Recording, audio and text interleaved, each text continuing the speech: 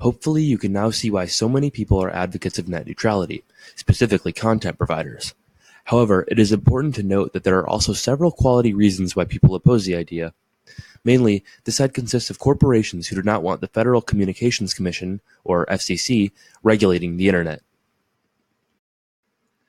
One of these reasons is that it could hurt investment and innovation. Sound familiar? Studies have found that ISPs will invest more into increased network capacity and into better infrastructure for providing their services when they can generate additional revenue from charging priority fees to content providers in exchange for giving those content providers priority access on the internet. Better infrastructure and increased network capacity would benefit consumers and corporations alike, as this means that their quality of service will likely be better overall and people will want to use these ISPs. Moreover, many ISPs claim that they are unable to make this investment in these improvements under net neutrality. In addition to investment, net neutrality can also stifle competition among ISPs in the sense that it makes an even market where they all have to provide equal access to all services on the internet. With the incentive to increase revenue from priority fees, ISPs will compete among each other to develop the best systems possible so that they can gain the most consumers possible. One historical example that this idea is based on is the creation of the automatic telephone exchange.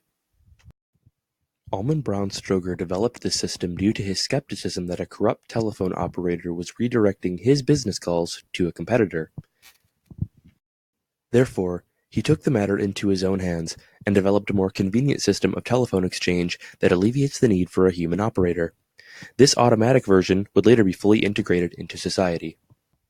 The idea behind this story is that innovation results from competition, which would be slowed down under net neutrality. However, in free markets, corporations have the ability to get themselves ahead and have financial incentives to do so. Furthermore, their own business is at stake if they are unable to compete with other ISPs. Therefore, many people feel that a discriminatory system would encourage an environment that increases the speed and depth of innovation.